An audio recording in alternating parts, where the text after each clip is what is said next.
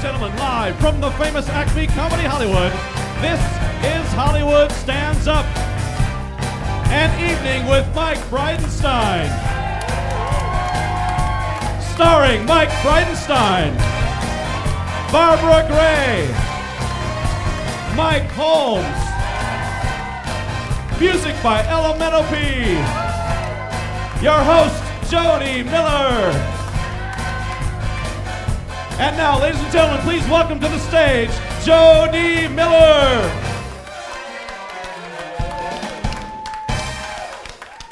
Yes! Welcome. Keep it going again for Elemental P. Come on, guys. It's a quarter of the alphabet, for fuck's sake. How we doing? This is good. I like the way it's set up. I feel like I'm in a comedy club. You're eating, you're drinking, you're laughing. You stopped because you thought I was going to make fun of you. Looks good, though, sir. I like it. I'm happy to be here. I just got back from Afghanistan about a month and a half ago. Let's give a round of applause to our men and women serving overseas. When you tell people you go to Afghanistan, their reaction is, oh, my God, that's so amazing. It's so impressive. It's so amazing. It wasn't that amazing, okay? I did get 67% off Groupon to go, so fuck it. Let's do it. It's like, let's go there. I didn't know what I was in for when I went to Afghanistan. One of the bases they flew us to didn't have a bathroom, didn't even have a porta potty. You had to go to the bathroom in a plastic bag. No joke. You had to pee and poop in a plastic bag. Now, I say that, but that's really only for the guys because everybody knows that girls don't shit. That's an urban legend. We all know that. Our insides are made of cotton candy. That's how we just let it build up and then we sneeze. That's how we roll. But for everyone else, you have to go in the bag. So you go in a bag, you put that bag in another bag, you have to put a gel in it, mush it up, walk down to a flaming shit pit, and toss it in. Let me tell you something, okay? I am surrounded by hot Marines. You cannot be sexy when you are holding a bag of your own piss. Trust me. You can't flirt with a Marine. You're like, hey guys, what's up? It's not a purse. I had Gatorade this morning. It's totally fine. Just light. The first time I went, I was such a girl about it. I was like, I can't do it. Oh my God, it's so hot. I can't sit in a bag. Ah! And I walked down to the shit pit and I went to toss it in and the wind caught my pee. Two Marines had to pick it up and throw it in. I was so horrified. But the second time I went, I said to myself, you know what, JODI? Grow some balls. You were a softball player in high school. You show them what's up. And I went down there and I tossed it in. Two Marines from behind were like, yeah! And for some reason, I have no idea why, I turned around and I'm like, that's what's up, fuckers! Semper Fi. I like being surrounded by all those Marines. I decided I'm just gonna get off Match.com and go over there, buy myself a man and a baby. There's so many hot guys over there that like to do a twofer, just knock you right up. I realized that being over there, Marines, guys in general, you can find anything to fill your spare time with. And that's amazing to me because ladies, we need a lot of stimulus. We need a lot of things keeping our minds occupied. Guys, not so much. Guys, you like to play that game, what would you do for $1 million? You love that game. What would you do for $1 million? Which I have now decided should actually just be called, how much money would it take for you to be gay? Because have you noticed that game starts out one way but tends to end a totally different way? Like it starts out with something like, hey dude, would you shave your head for $1 million? But always ends with, would you blow Steve for $1 million? It's like you're testing your friends to see how much money it would take. And you guys all know you have that one guy friend that would do it for a lot fucking less than he should. And it's awkward, right? He usually comes flying out of the corner. He's all like, dude, I'd blow Steve for $10,000. That's a lot of money. Who the fuck is Steve? Let's get him on the phone. Ladies, we don't play that game, right, ladies? We do not play that game. You can't be like, hey, JODI, would you give it down on Cindy for $1 million? Like, I did it for a shot of tequila. What's the game? I don't. Spring break. Do I get $1 million? Because that would be awesome. I'm happy to be back here. I felt like I was getting smarter over there not watching television. I needed to get back and kill some brain cells. I watch marathons of Intervention. Do you guys watch Intervention? If you want to feel better about your life, watch that show for 15 minutes. Feels good. I have a problem, though, with that show for one reason in particular. Besides the addiction, have you noticed that all of the addicts are in relationships? I'm sorry. I've been on Match.com for a fucking year. Nothing, okay? There's always somebody lovingly waiting for them to get off black tar heroin so they can marry their ass. Even the people on Hoarders, they're even in relationships. I mean, they're having sex on 25 mattresses, but they're still doing it. That's my point. They have a path amongst all their shit. They're like, let's go, don't touch anything. I like watching Toddlers and Tiaras, too. Another one of my favorite shows. I don't know, there's something about little Southern girls having a tantrum that I find hysterical. With their like fake teeth and they're all like, I want to be a princess! I feel like though they spend thousands of dollars on pageant lessons for these little girls, yet these girls only have 2 go-to poses. Have you noticed that? They've got and which is confusing for pedophiles, right?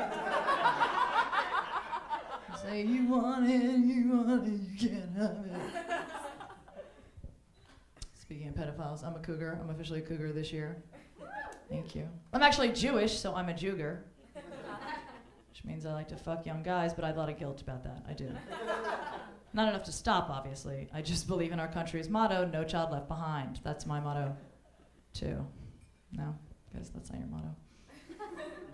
I don't even know what is the age of a cougar anymore? I feel like it gets younger and younger. Doesn't it seem that way every year? I was at a Starbucks 2 weeks ago. This girl was talking to her friend. She's like, oh my God, I hooked up with this guy last night. He's 23 and I'm 26. I'm a total cougar. I'm like, bitch, if you're a cougar, then what the hell am I? A saber-toothed tiger? It's not that I only date young guys. I date guys my age, older. But it doesn't matter what age a guy is. I realize that, guys, you love to show us when you're turned on. That's what you love to do. I've never understood that. I was on a date, we're kissing goodbye, we're just kissing. That's all we're doing. Right in the middle of the makeout session, he pulls back and goes, look what you did to me. I think younger guys do that though. They're like, look what you did to me. Older guys are like, look what I can still do.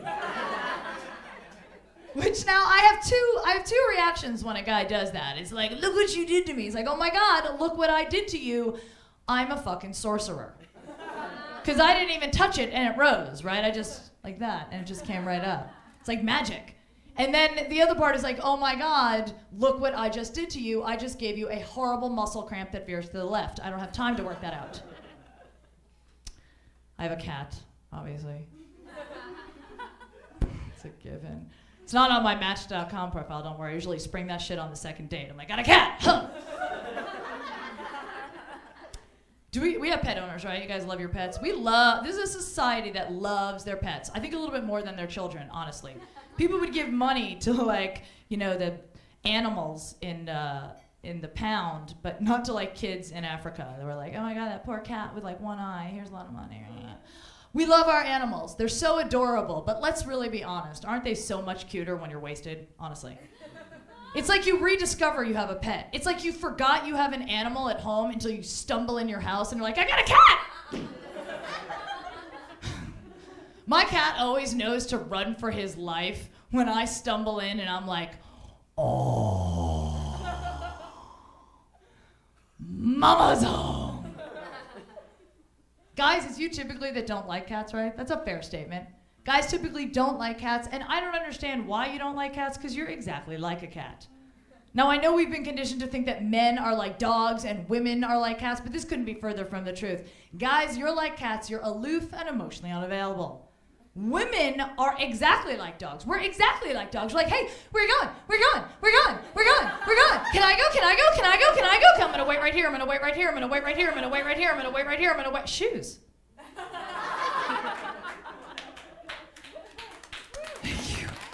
See, guys, you're like cats. You're like, oh, you're home. Okay, so this is what's going to happen. You're going to feed me. Then I'm going to stare out the window at nothing. Then I'm going to pass out in the bathroom. Deal? Is that a deal? Women are like dogs. We clean up after ourselves, right, ladies? You ever seen a dog vomit? Eats that shit right back up. Usually does it in private, too. Vomits, eats it up. No evidence. Can't see it. Guys are like cats. You will puke anywhere and make a big fucking scene about it. And then you're like, oh God, can you clean that up? That's disgusting. I don't want to touch that. Here comes the dog. I got it. Women are like dogs. We need to be groomed, right? Shampoo, condition, blow dry, fluffy. Guys are like cats. Like, what? I'm dirty. Am I dirty? Let's go. It's taking so long. So guys, the next time a girl tells you she has a cat, you should thank her. Seriously, thank her, because think about it, the work's been done for you. We are used to being ignored and emotionally neglected. Haven't you ever heard a girl talk about her cat? Doesn't she sound like she's talking about an abusive relationship? She does, right? And it's uncomfortable. She's like, no, he's really different when we're alone. You don't know. You don't see us every day, but he's really affectionate. No, when no one else is around, he's like really loving. What, no, these scratches? What? All right, my name is JODI Miller. You guys ready to get the show started? You guys are in for a great show tonight. This first comic's writing a short for Lionsgate called, and I don't want to mess it up, The Wrong Guys for the Job. Look at me in my memory. She's an amazing comic. She plays all over the country. Put your hands together for Barbara Gray!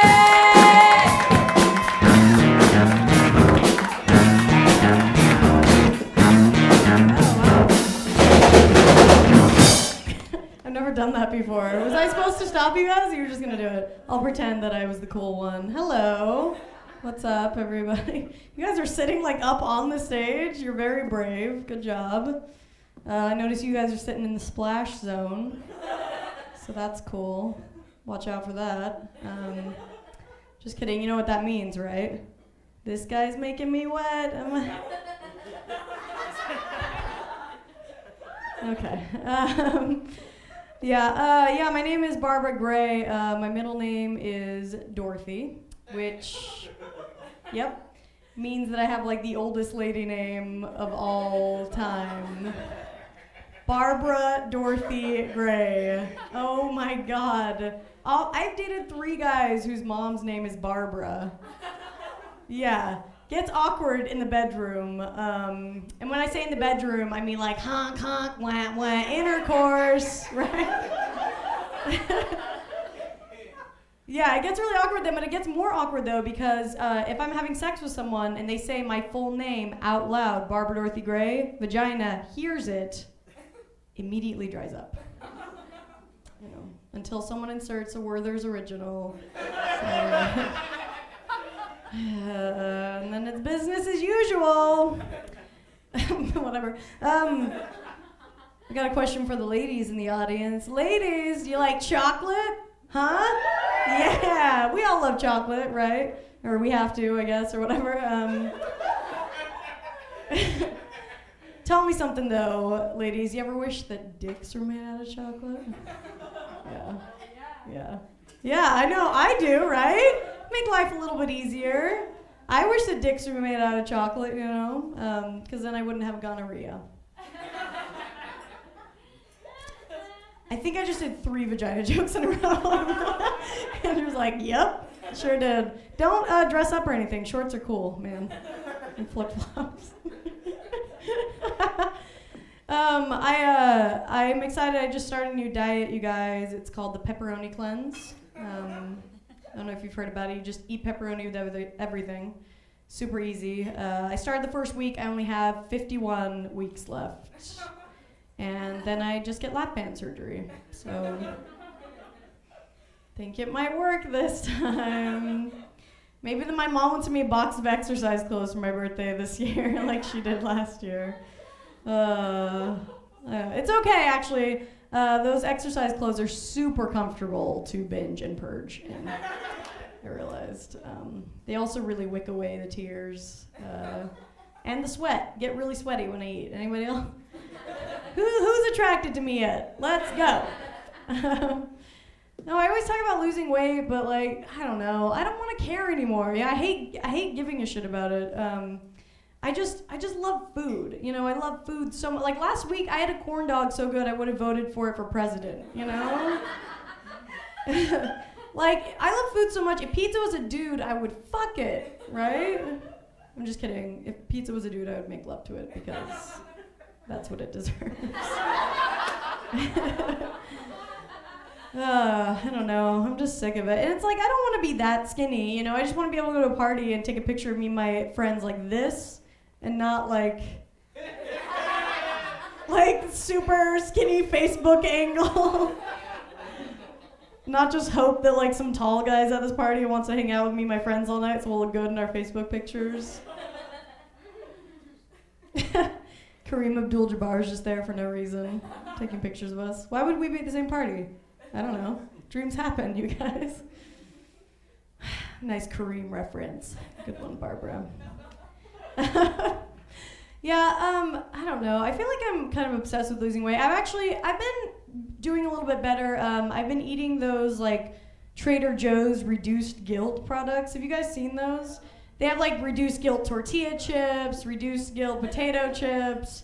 But it's weird, no matter how many of them I eat, I still feel bad about the abortion.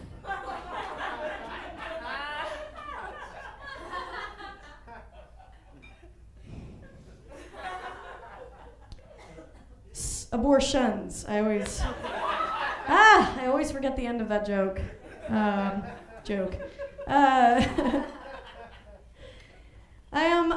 just never want to be fat enough to be a fetish. That's really where I draw the line. I have to be able to be in the front page of like Pornhub or RedTube. You don't have to like click to categories. Whoever laughs the most at that, you know, like unless it's like red hair or glasses, I'll take, you know? Even though I don't get glasses fetishes because those are very specific. Those are where the guys want to jizz on the glasses. And I'm like, what is the point of that? You know, like, you're going to have a hard time seeing later. You're going to have to soak these. Yeah, I'm actually very interested in, like, fetishes, though. I think they're fascinating. You guys know what real dolls are? They're like those realistic-looking sex dolls. They, like, cost $4,000. They're super realistic-looking, and all these guys buy them. And if you're ever bored, go do this. There is a website where there's a forum for all these guys that buy these dolls. Holy shit. Free entertainment. These guys are crazy. All the posts are like, I finally welcomed Samantha into my home. And then the posts underneath that are all the guys congratulating them for their union. And then, like, the next post underneath that is like, how to clean out the vagina of Model 79 by me. Yeah. The best part about it, though, is these guys have a magazine where they interview one of the dolls on every cover. They interview the fuck doll. Yeah, so I read Cassidy's interview last month, you guys. Oh, boy. Cassidy is a firecracker. Let me tell you a little bit about her. The best thing about her is that she's spontaneous, which I think just means she's always down to fuck, because she doesn't have a choice. Her favorite quote, this is true, Cassidy's favorite quote, get her done. Big Larry the Cable Guy fan. And Cassidy the fuck doll's dream is to someday open a small business. What small business is she going to open? Like, you hire her as your hot wife who's in a coma, maybe. You hire her to be in the the carpool lane with you or something. I don't know. And the sad thing is that 50% of all small businesses fail within the first 5 years, you guys. And that's for human beings with brains. So, Cassidy's staring store is pretty fucked over. Speaking of fetishes, I'm going to tell this story. This literally happened like 2 days ago, but I'm just going to do it. This isn't really a fetish, but I think my roommate might have seen me masturbating. So let's just talk about it. I have a male and a female roommate. It was the female. And rest assured, guys, this story does end in scissoring. I know you're wondering. So it happened early in the morning. My door was a little bit open. I didn't think she was awake yet because we'd had a party the night before, and she got super drunk. So I was like, she'll be asleep till like 5 p.m. And I hadn't made out with anyone at the party at my own house, so something needed to be reconciled the next morning. So I was, and by the way, I think that people get a little, like, weird. I don't know. I feel weird talking about it, because when guys talking about jerking off, it's, like, gross. When girls talk about it, it's supposed to be hot. No, this is not hot. This is, like, an industrial, like, this is just a job that needs to get done, okay? Nothing sexy or sensual happening here. So I left my door open a little bit, and I heard her, like, say something and then close her door. Sure, her door is really close to mine.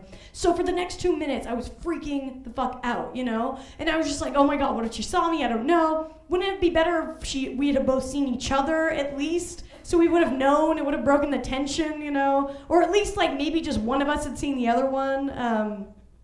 which would actually be kind of weird if I had seen her while I was masturbating. She hadn't seen me. Like I'm just like looking out the window or something. I don't know. But so I was like, I'll just run downstairs and pretend I've been downstairs the whole time.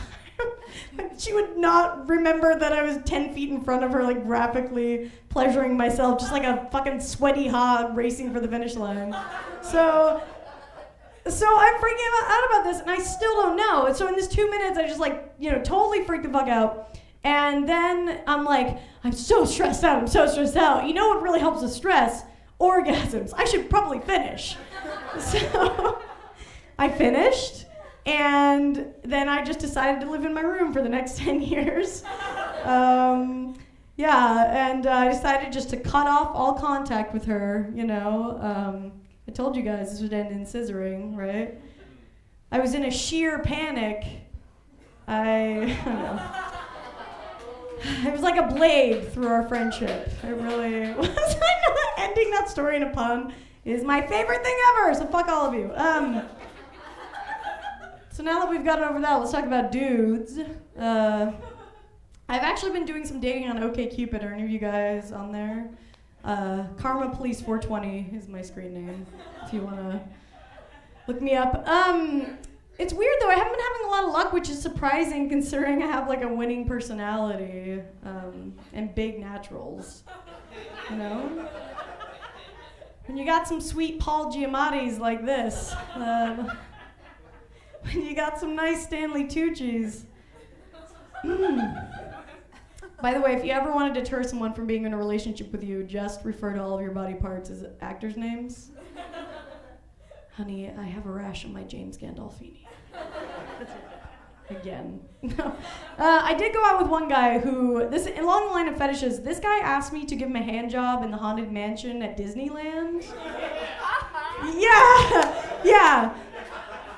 And I was like, maybe, as long as this is just a getting caught in public fetish and not like a ghost threesome fetish. Because you know that ghost that comes into the cart at the end of the Haunted Mansion with you? What if that's what that guy's into? I don't know. And not that I wouldn't maybe be into it, but like I hear you get jealous in threesomes, so what if we do it and then later on me and him are doing it and I'm like, you're just thinking about the ghost bitch, aren't you?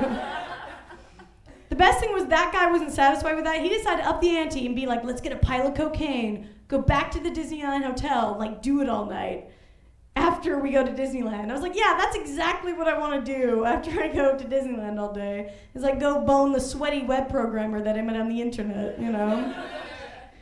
Because I make mistakes, obviously, and what if I get married to this guy, we go there in the future with our children, right? That's all I'm going to think about, obviously. It's not like this is where Mommy and Daddy met Mickey. It's like, oh, this is where Mommy and Daddy made love, and Daddy said he couldn't come because of the coke, but I know it's because of that ghost slut he was fucking thinking about. And her Wilford Brimleys or whatever. Okay, before I go, though, I got to go, but really quick, top 3 most fuckable ghosts. Go. So, Casper? Always, why? Young, hairless, white, pedophile answer. I'm sorry. Number 1, Patrick Swayze's character in Ghost. Hello. Number 2, Patrick Swayze's real ghost. And number 3, Slimer from Ghostbusters. Have you seen that tongue, lady? He's know what he's doing. I'm Barbara Gray. Have a great night. Thank you. Bye. Woo! Keep it going, guys. Barbara Gray. Yeah. I love it. You guys having a good time? Yeah? You guys ready for your next comic? He plays all over the country. You guys have seen him on HBO. He's at the Las Vegas Comedy Festival and blurs.com. Come on, let's hear it for Michael!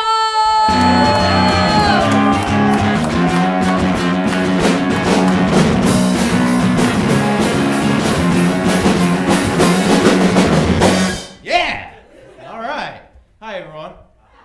Good to see you. So I was at a 7-Eleven once. I was outside finishing a cigarette. 2 of my friends are inside buying beer. When this guy comes walking up to me, he goes, "Hey, let me get a cigarette." And so I gave him a cigarette because I'm pretty pro generosity and very anti-stabbing. It's kind of my thing. So he took the cigarette, he lit up, he exhaled in my face, because he's a gentleman. That's kind of his thing. And then he stared at me for a second and goes, "Can I ask you a question?" I was like, absolutely.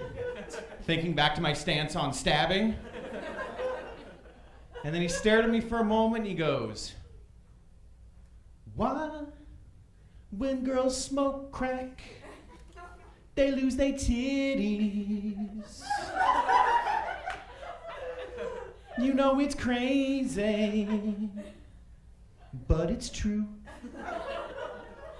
And then he walked away. So I ran into 7-Eleven to tell my friends what had just happened, both of whom were like, "No way, bullshit, you're lying." But then at that exact same moment, the same guy walked into 7-Eleven and immediately launched into, "Why, when girls smoke crack, they lose their titties." So I turned to my friends, I was like, "You know it's crazy, but it's true." And it is. I used to work at a paint store in Westwood. One time I was standing outside smoking a cigarette like I do at the beginning of all my jokes, when this homeless man comes walking up to me to inform me that he thinks that I have small hands. After thanking him for that, he goes, "Aw, man, but that's okay, 'cause I have dirty hands, 'cause I live right here. But that's okay too, 'cause that guy up there fucking loves me." And it was at that moment that I learned that there was another homeless man who lived on the roof of the paint store. I'm probably gonna wind up in hell for this, you guys, but my new favorite thing to do when I see a homeless person sleeping outside is I will sneak up on them, and then I will crouch down next to what I assume to be their face, and then I go, "Oh, is somebody tired? Oh, is little buddy plumb tuckered out from a big day of doing nothing?" Yeah, that's my new favorite thing to do, you guys. I'm probably going to hell for it. My new least favorite thing to do?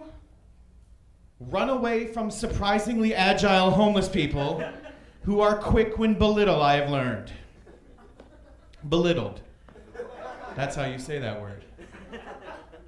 I got a text message the other day from a friend of mine who's also a comic, and all the text message said was, "I have pineapples for sale," which I took at face value.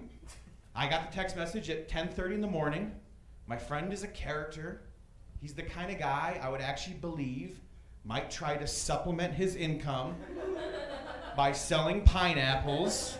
Like he knows a guy who works for Dole, who hates his job, and now he's got a garage full of pineapples priced to move. So I texted back, "Put me down for 3 pineapples." Because I like pineapples. And more importantly, if my friend is going to get in the pineapple game, I'm going to support him in his new endeavor. Because I think we all know how competitive the LA fruit vending scene is right now. You don't just dive in with, pineapples and a prayer. You have to have a strong support system of friends to help you out when you're getting into the game. So I texted that to him, and then I sat down and I started to think about what I was going to do with the greatest pineapple surplus of my life. When it dawned on me, pineapples is most likely code for some kind of drugs. It is. It probably is. Because while I might believe that my friend would sell pineapples to supplement his income, I would totally believe that he would sell something codename pineapples to supplement his income. And it was at that exact moment, you guys, that my friend, suspecting my confusion over the definition of pineapples, called me up and he was like, "Hey man, do you really want 3 bags of pineapple weed?" I was like, no, I actually thought you were selling pineapples. And he's like, what do you think, I'm crazy? The LA fruit vending scene is way too competitive right now. Just dive in. When I was growing up, I had a babysitter that my mom would leave my sister and I with, that to this day, I'm horrified that she left us with this woman. Her name was Shirley. She was a horrible babysitter. Perfect example. When we were little kids, my sister and I went out in the middle of an Iowa winter in our snowsuits and went out and played in the snow. We came back inside. Our snowsuits were wet. So to dry them off, Shirley, our babysitter, set them on top of space heaters, which totally worked and dried them off for a few seconds, and then set them on fire. That's Shirley. I was with Shirley the day that the Space Shuttle Challenger exploded in 1986. I was downstairs, I was in the basement playing, and all of a sudden, I remember it just like it was yesterday, I heard Shirley upstairs just start screaming, "It done blew up! It done blew up! Michael! Michael! The spaceship done blew up!" I'm only 6 years old and I'm hearing this. Horrified. So I run upstairs. I don't really know what's going on, but I knew enough to just be like, oh my God, holy crap, that was awful, awful English. It done blew up? Then you done not learned how to talk properly, Shirley. And for the record, that was a space shuttle, not a spaceship. Those weren't aliens that just slipped the surly bonds of Earth. I told my mom I was going to tell that story on stage, and she got mad. Turns out, you guys, 6 months ago, Shirley passed away. No, heart attack. Done blew up. It was a tragedy.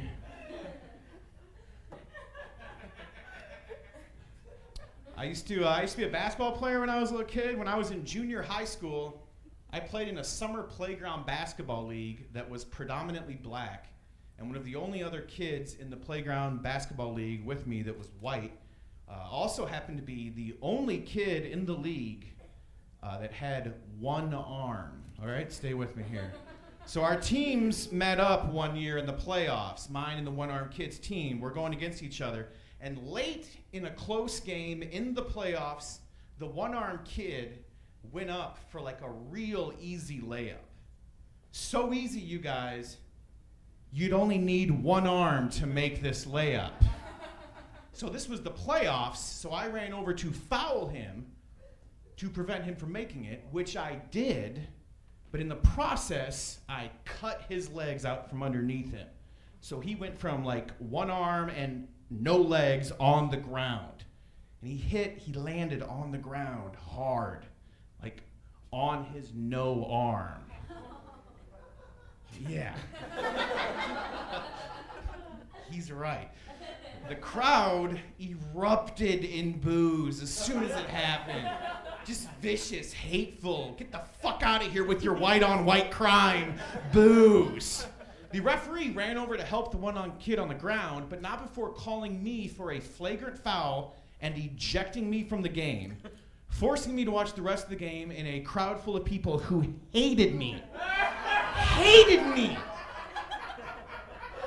And keep in mind, I was 11 years old. My parents were there. I walked up to them. I was like, maybe we should leave. My mom was like, you should just start walking. We'll pick you up in a couple of blocks.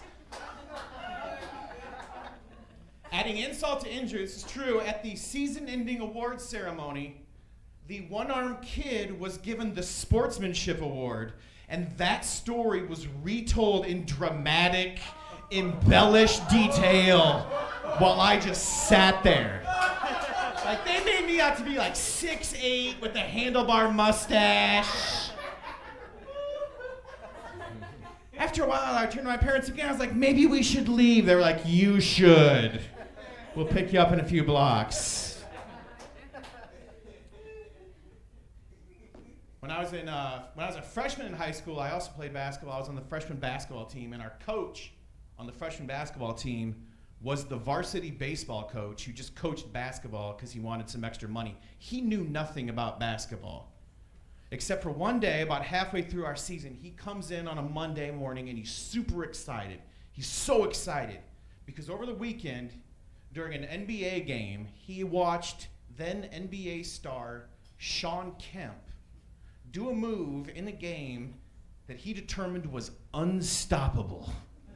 So much so that he cleverly named it the Shawn Kemp move. And for that practice, and for every other practice for the rest of the year, all we did was practice this one stupid move, the Shawn Kemp move. You guys, the Shawn Kemp move, I'll try and show you guys what it is. It's like an NBA spin move that you have to be dribbling down on a fast break, and then you have to do this spin move where you step, you spin, you step again, and then you go up for a layup. It's basically traveling, but in the NBA, they don't call the foul. It's a really difficult move to do. Like, to do it perfectly, you kind of need to be 6'10" NBA star Shawn Kemp to pull it off, not a 5'8" ninth grader in Waterloo, Iowa. Makes it kind of difficult. But that's all we did. We practiced this move until one game, a few weeks later, we're playing our crosstown rivals. We're down by 25 points with 4 minutes left in the game. Our coach takes our best player out of the game because it doesn't even matter anymore. We're getting beat so bad. He takes him out. He puts in this seldom used sub. Seldom used sub gets the ball. First trip down the court, does a perfectly executed Shawn Kemp move. So perfect. Our coach instantly loses his shit. Like, never in the history of basketball has a coach ever been so excited to see like a 25-point lead cut to 23 points with 3 minutes left in the game. After that move, the next game, our best player on the bench, the guy that could do the Shawn Kemp move, put into the starting lineup. 7 games the rest of the season, we won 0 games. Which is coincidentally the same number of Shawn Kemp moves that kid pulled off the rest of the season. And I'll ask you guys, try and guess who was the best player that got sent to the end of the bench because he couldn't do the Shawn Kemp move. His name was Martez Denton. I was the guy that could do the Shawn Kemp move, and hey, I got a lot of practice. You guys, that's going to be it for me. Thank you very much. Join Mike Bridenstine. Keep it going, guys. Mike Holmes, guys, keep it going.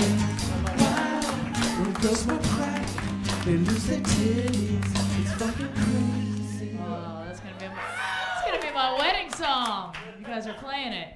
I'm gonna bring up your headliner in a second. You guys ready? You guys having a good time? Let's keep it going for Barbara Gray and Mike Holmes. Show them some love before I bring up your headliner. I'm so happy that they're doing this. Anything that streams live is great. It's the wave. It's the new wave of entertainment. I actually host a show online, which, as you know, when you post anything online, you're subjected to a lot of really crazy, insane comments. You definitely get a lot of them. And I host a political show, so I get it from both sides of the coin. But recently somebody wrote something so insane. They wrote, Jodi Miller should have been at the end of a rusty wire hanger 30 years ago. Yeah, I know. He thinks I'm 30. How fucking awesome is that? Hope he's in casting. All right, are you guys ready for your headliner? Are you guys ready? He just did the New Faces at Montreal. You've seen him on the Carson Daly Show. And he had all his lines cut from an episode of iCarly. You guys put your hands together for Mike Bridenstine!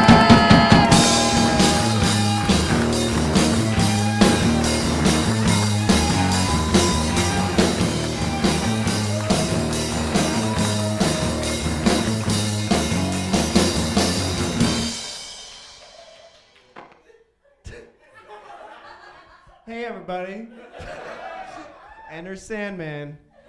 I said, could I get an abortion joke, an illegal abortion joke, and then a Metallica? That's how I want to come out. How is everybody? You guys okay? You guys? I don't want to be here at all right now. I'm kidding, slightly. This is awesome. Are you guys happy to be out on a Tuesday? Jesus Christ, you could be in right now. Think about your living rooms right now. Yuck. You could be there. I'm happy to be out of my apartment. I hate my neighbors real bad. I've never even seen them. I just hate them through sound. Do you know what I mean? Like, I'll go home tonight. They'll be having a house party till 4 in the morning that I'm not invited to. And I could always hear one guy the entire time at the party. This is what he does till 4 in the morning for no apparent reason. He just stands right outside my window and just does this. Oh, hell nah! Hell nah! Oh, hell nah! It's 4 in the morning. Hell nah! That's what he does. I want to go over there and say, are you guys having a party? Or is David Blaine here doing street magic?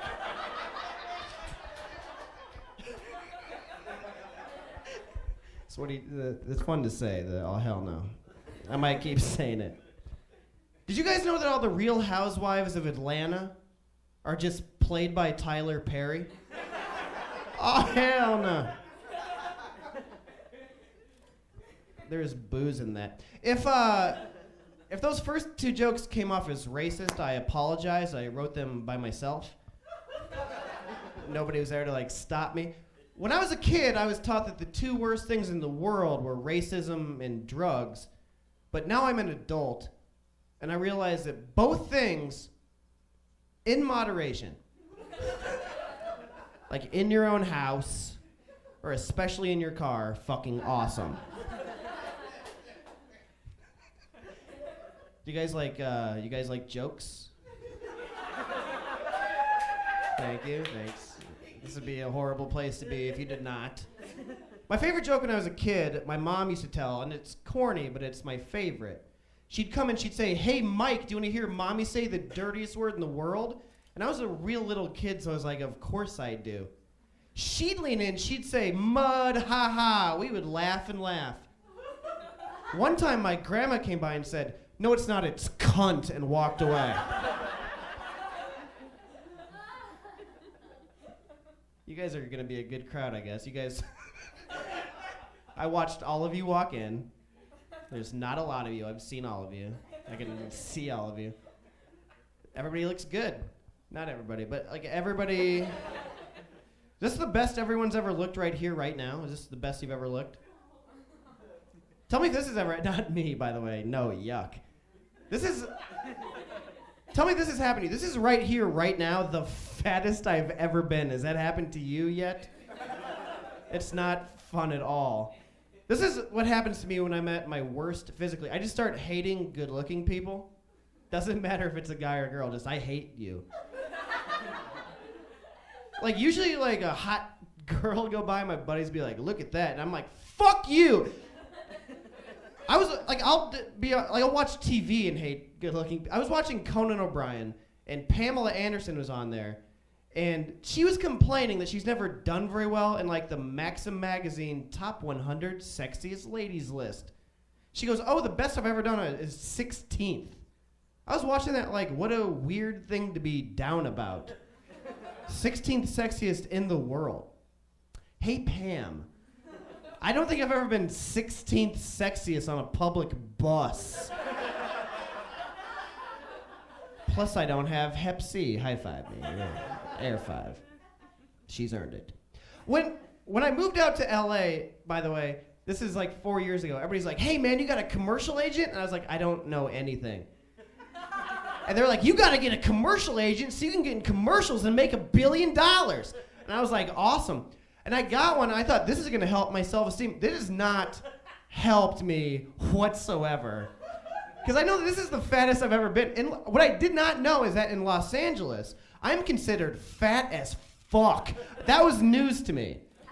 This is my impersonation of my commercial agent's assistant calling me to let me know what roles I'll be auditioning for the next day. It goes like this. "Hi, Mike. It's Megan from Rain. Laura has an audition for tomorrow at 8 a.m. in Hollywood. You'll be playing the part of Fat Crybaby."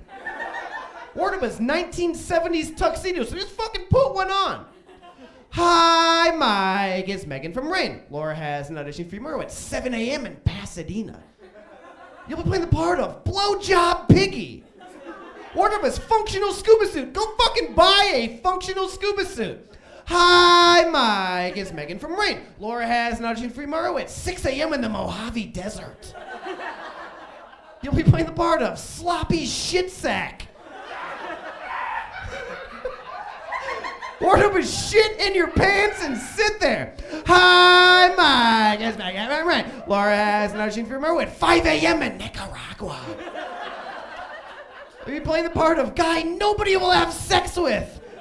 Wardrobe is shame. No wardrobe, just the emotion of shame.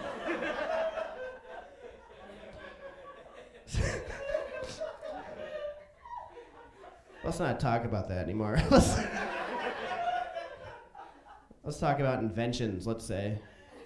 Do you guys own inventions? Do you have an iPhone 7 or whatever? You got these guys. Can you guys believe it's 2011 and we're still pooping shit out of our assholes? Come on, Apple. I got shit to do. You guys look like you have jobs and stuff. That's good for you. You guys ever worked with somebody or get to know somebody who, after you get to know them for a little bit, you can't believe that they've lived for this long and no one's fucking killed them? Do you know what I mean? Like, no one's killed you. Just takes the one, and nobody has. Just takes one. I had a day job in Chicago, and I worked with this girl, and she was horrible. And she'd always say, like, she'd always screw something up, then she'd say, "Oh, I just had a brain fart." After a while, I was just like, I hope you shit your head and get sent home, which is impossible. That's what I told HR later. I was like, why am I in trouble? That's impossible. This next joke, I was told nobody would get. Who accepts my challenge? Good, okay. I've been listening to a lot of 80s music lately, and my favorite song from the 80s, I don't know the name of it. I just know it's from the Karate Kid soundtrack. I just need somebody to tell me the name of this song so I can move on with my life. If you guys know it, just yell it out. Do you guys know? Power of Love. Glory of Love is what you're thinking of, and that's from Karate Kid 2. You're in a band. Be ashamed of yourself. Power of Love. That's what? Huey Lewis? And the News. And still no. Does anybody know? What if okay, I'll sing the song. The song. Have you guys seen The Karate Kid? This won't work if you haven't. The song just goes like this. Odai, Okiyo no Adida. Danielson! Bonsai! That's how the song goes. I know about 2 of you got that joke. For the rest of you, that's the funniest joke of all time. I told that joke one time, and this girl in the front row goes, "That's not a song, it's a prayer." She was Asian, so I believed her. I go, "Then why does he say Japanese blues before he sings it?" And then she goes, and then I said to her, like, I go, "Are you from Okinawa?" And she said, "No." Then I said to her, "'Cause you look okay now." That came out of my face to a person who exists. Shouldn't have said it, did. I have one more Karate Kid joke. If you didn't like the first 2, fucking buckle up.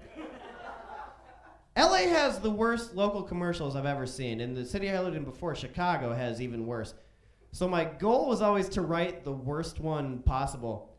And I was in Chicago last week. I totally wrote it when I was there. I was at the airport, and I was driving to a show.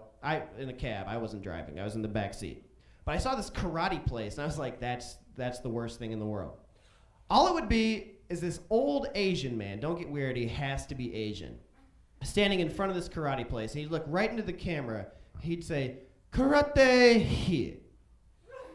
Karate here. Karate also Irving Park and Cicero. Then he'd chop it out.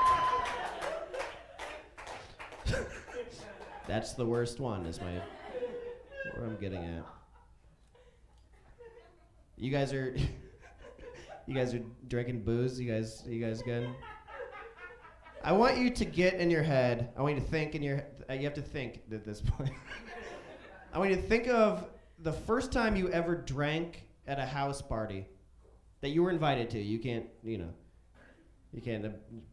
my uncle touched me when I was 4. You can't do that. I went to see if I was the youngest person that drank in here. How old were you? 14. Pretty good. Can anybody beat 14? No? You win with 14. Jesus fucking Christ. I was 12. That's bad parenting. I was 12 years old, and I was in 6th grade. My sister was in 8th grade, and she had her first, parents are gone beer party. Remember being in 6th grade? 8th graders are fucking awesome. And I couldn't wait for my sister's friends to be there with boobs. It was going to be amazing. What I did not know is that 8th graders don't think 6th graders are cool at all. So my sister's like, you can't be here. And I was like, I will tell on you right now. I will tell. She goes, what do you want? I go, 3 things. Then I had to think of 3 things real fast because I go, 1, I can stay here tonight. And she's like, fine, just come back later. And I go, 2, this one was real. I go, nobody can be in my bedroom. Because I didn't want, 8th graders doing 8th grade stuff in my room. I've heard of dry fucking. Do you remember that? Hot gene on gene. I've heard of it. I didn't want it happening in my room. And 3, I said, no one can be in my bathroom. I thought that smoked her. She's like, they'll just go upstairs to use the bathroom. I was like, all right. And I left, but before I did, I took 4 beers and I put them in my backpack.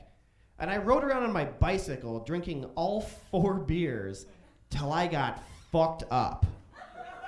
If you want to know how many beers it takes to get a 12-year-old boy wasted, if you're a pervert, it's 4. I don't know why I said that out loud, but it's 4 from experience. I rode around, it was 11 o'clock at night, and I decided to go back home, and I was trashed.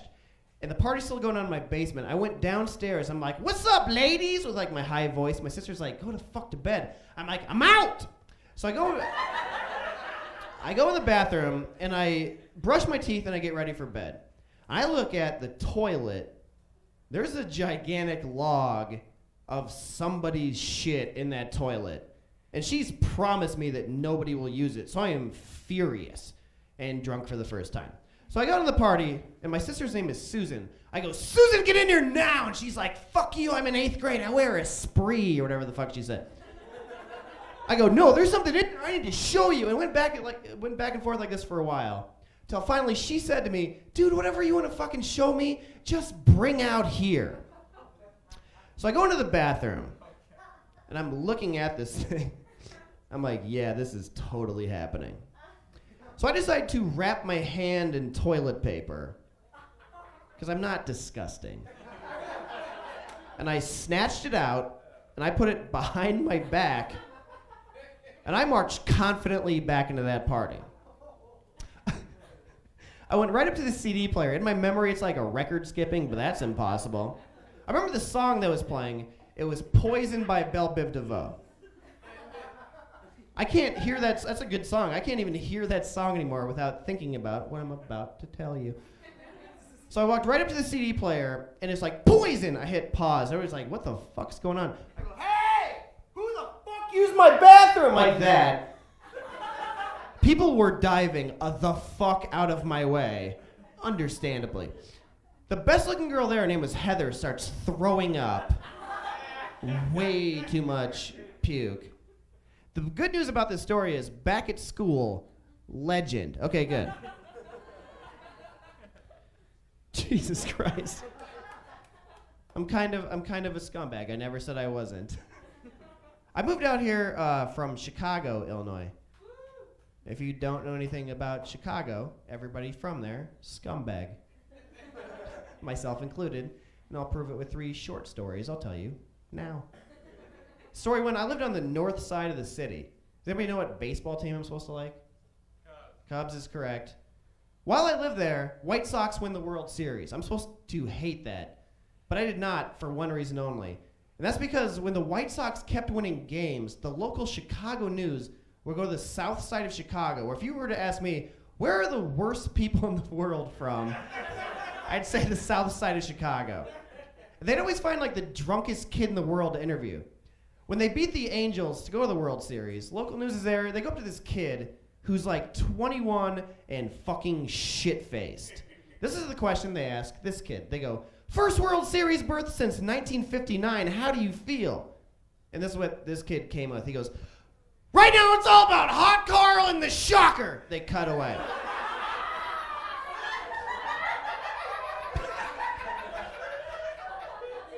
I don't know what they were expecting is my point on that. If you're sitting next to an elderly person, tell them what that means. Story 2, I'm in a cab for story 2. We're going past a bar in Chicago that everybody knows in front of it has tranny prostitutes. They're out there hooking. It's not my thing, but they're out there like, who's fucking, whatever they say. So we go past it and the cab driver says, ooh, look at those ladies. I go, those are dudes. Cab driver says back to me, does it really matter? I said, sir, I can't think of anything that matters more.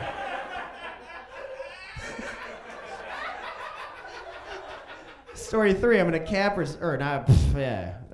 okay. I'm at a Bulls game. I'm at a Bulls game at the United Center. That's where they play.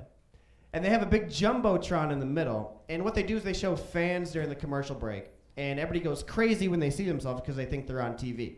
They're not, but they're fucking stupid, and that's what they think. Sometimes it'll say limbo time on it. There's a fake white line that goes across it. So what you're supposed to do is see yourself up there, see the fake line, and then like fake limbo under the fake limbo line. That's stupid. Here's my favorite guy of all time.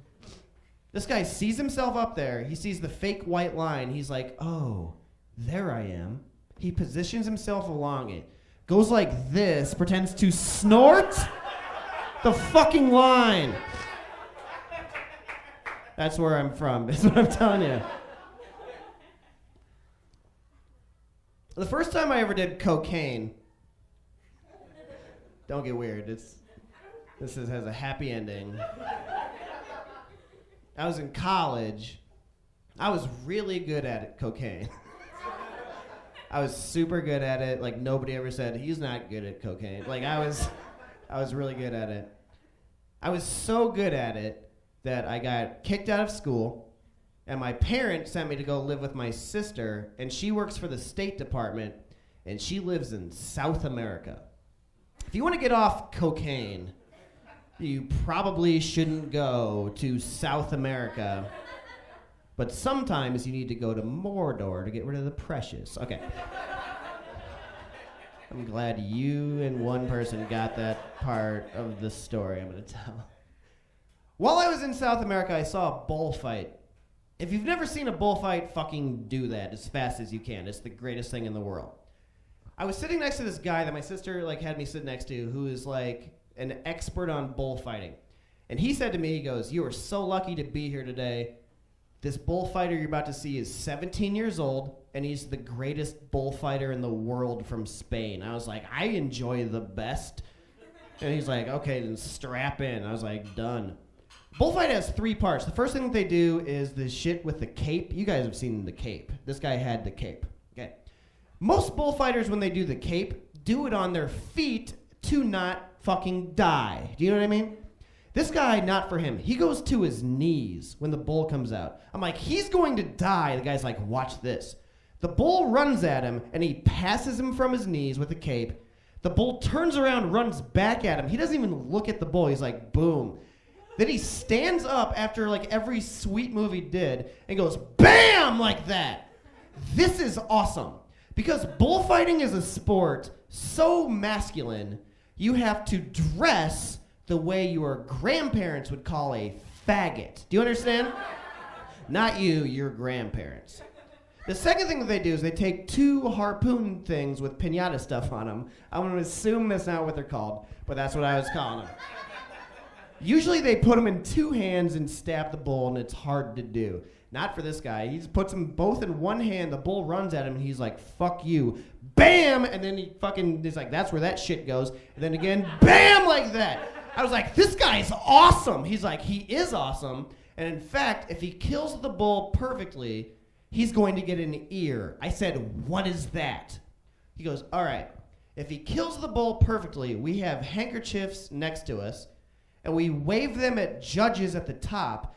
They decide if it's the greatest bullfight of the year, and then he gets an ear. I go, let's get him an ear. By the way, I was trashed off that red wine stuff you drink out of those goat stomach things. I was having a ball. I was ready to see an ear.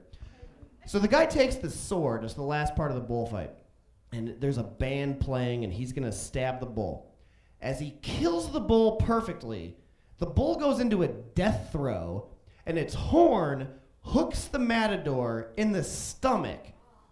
The bullfighter does like a helicopter in the air, and the bull and the matador fucking die at the same time. I'd never seen anybody die before, and that is the deadest dude in the world to me. We don't know what to do, and this is when starts the second greatest slow clap I've ever seen in my life. It gets to a building point. They take the dude's dead body, like he's even deader at this point. They pull his dead, lifeless body. I'm sorry for making fun of a dead person, but he's foreign, so it's fine. And they pull him out of the tunnel. We are waving drunk. We're waving our things at the judges. I'm like, give him the thing, he's dead! And they're talking to each other. They flip over the thing. We go bananas. And I'm like, yes, what do we do now? And the guy next to me is like, dude, just wait. I go, what? And he goes, dude, he could get a second ear. I go, what is that? The guy goes, we need an elder to stand up. And if he says this is the greatest bullfight he's ever seen, this guy gets a second ear. I'm like, let's get an elder. Okay, because I'm stupid. So we like start looking around, everybody shuts up. And this old man stands up. And in Spanish, he says, I am 75 years old. I've been to bullfights here my entire life. Then I swear to God, he said his dick still worked. I'm sorry for throwing that in, but he fucking threw it in. I'm an elder, still got it, ladies, whatever. And he goes, this is the greatest bullfight I've ever seen in my life. I'm like, fuck, yes! So this is when starts the greatest slow clap I've ever seen. We are waving our flags, and then while this is happening, in the tunnel, they're bringing the dead bullfighter's lifeless body back to the middle of the ring. He's laying there, still minutes deader. Like, okay, still the deadest guy. He's laying there. As we're waving our flags, and this guy's laying there, the judges talk to each other. They flip over the second thing. We go even crazier, and that's when the bullfighter who's laying there sits up and goes bam like that. I start yelling, somebody fuck that guy for no apparent reason. The moral of this story is that I'm super glad I did cocaine.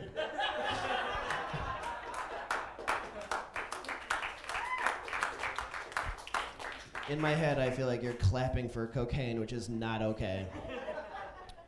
I'll tell one thing and leave. When I was 5 years old, some of you have heard this before, my neighbor lady across the street from me accused me at age 5 of being a gay rapist. And I'm not gay, and I've never raped anybody, let's say. But here's what happened. I can see that now. I'd be like, that guy's a gay rapist. I'd be like, no. But I was 5. This is a real woman accusing me of this. Like, she's real, and she exists somewhere in the world. I don't know whatever happened to her. I hope she's dead. But she ran a babysitting place across the street from me, and she had 2 kids. One was my age, he was 5, and another kid who was 3. And this story takes place over 3 days. The first day I go over there, the 5-year-old is hanging out, and he's mooning everybody. I thought that was the funniest thing I'd ever seen in my life. If there's a 5-year-old mooning you guys now, I'd laugh now. So at 5, I thought it was the greatest thing in the world. I was laying on my stomach, smacking the ground. That's how funny I thought it was. So I wanted him to keep doing it. I was like, pull down your pants to them. And he would do it. I'd be laughing my dick off. Pull down your pants to them. And like the same thing. Eventually, I'm like, pull down your pants to them. And he started shaking his head no. I go, what are you doing? Pull down your pants. And he started sobbing. What I didn't know is that his mother had walked out and was behind me. And she didn't see any of the mooning. All she saw was me going, pull down your pants to her sobbing son. Like I'm a monster. Do you understand? I'm like, what did I do? And he's like, he made me do it. I'm like, no. And I ran across the street. The second day I went over there, I was like, oh, I was probably forgiven. It wasn't. The 3-year-old is hanging out. And I don't know if 3-year-olds hang out, but he was there. He was a kid. And 2 kids were swinging him back and forth by his arms and his legs. That might not make sense. But one kid had him by the arms, one kid had him by the legs, and they were swinging him. And I was 5, so I wanted to swing him too. This kid's like, take his legs. And I did, and he had little oshkosh bagosh legs to begin with. Not a lot of real estate. And we were swinging him back and forth. And the mom walked out again and was behind me again. This sounds made up, but it's true. And the kid who has him by the arms thinks he's doing something wrong, just drops him and walks away. I'm still holding this kid's pants. So when he hits the ground, I'm like, oh no, and I pulled up on them, and I swear to God, I took his pants and his underwear with me. So now I'm holding this kid in what would be like an advanced wheelbarrow position. The day after, the mom thinks I need to see her other son's sweet fucking ass so bad. And he's like, he made me do it. I'm like, no! And I ran across the street again. The third day, I did make both kids suck my dick at gunpoint.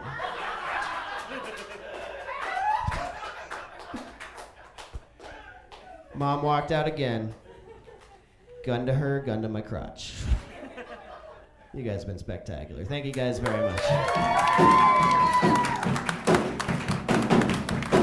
Ladies and gentlemen, thank you for joining us at the Famous ACME Comedy Hollywood for Hollywood Stands Up, an evening with Mike Bridenstine.